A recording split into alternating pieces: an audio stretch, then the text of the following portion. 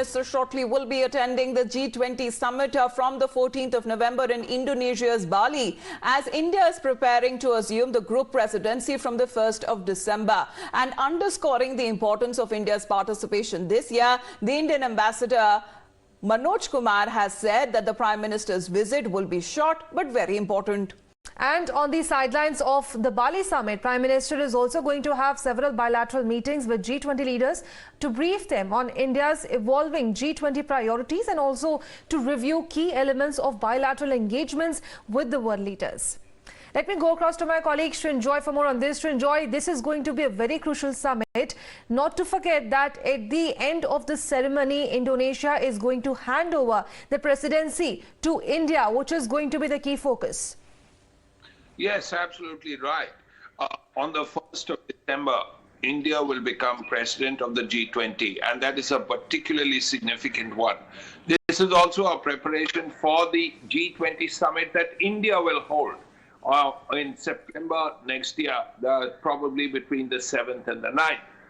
But while the G20 will discuss various issues like economic issues, particularly considering what has happened after COVID and the war in Ukraine, and also climate change, one big issue that will come up will really be the war in the Ukraine. Already, President Biden has spoken about it, and we know that President Putin will not be attending. Besides all the meetings, which will, of course, be about the economy, about climate change, about all kinds of things, South-South cooperation, there will be bilaterals. And India, Prime Minister Modi, who is attending, will probably have a big meeting with President Biden. The Americans have already spoken about the bilateral with President Biden. What we are hearing is there could also be meetings with President Lula, the Brazilian leader, and also Mr. Widodo, the president of Indonesia. There will be other bilaterals as well, but we will have to watch out for that meeting between Prime Minister Modi and President Biden.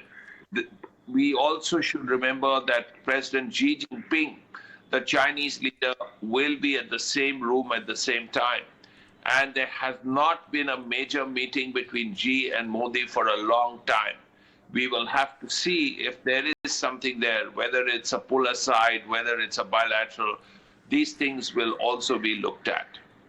Right. Srinjoy, if you talk about Russia, because so far it is being said that the Russian president himself will not be attending and the country's delegation will be led by their foreign minister. Is this a reflection of the divisions within the G20 over the Ukraine conflict? Yes, undoubtedly it is. President Putin is not going to attend. External Affairs Minister, Foreign Minister Lavrov will be leading the delegation. Now, why Mr. Putin is attending is not clear, but the general belief is that this will be probably because of all these tensions relating to Russia-Ukraine war. But also, Srinjoy, as we speak about this internal rift, don't you think that this is going to be one of the key challenges for India when they are going to take over the presidency, because there is a need of the hour to iron out differences and lead from the front? Undoubtedly, this is a big challenge before India. Just remember, by September next year, and we are almost there, about 10 months, that all these top leaders from 19 different countries will be in India.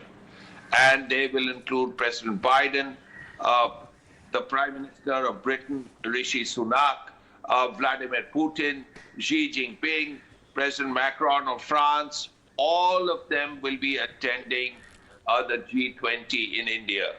India has to not only ensure that all of them come, and there is a good meeting between all these leaders, there will also have to be the logistical development to ensure that this meeting goes off faultlessly.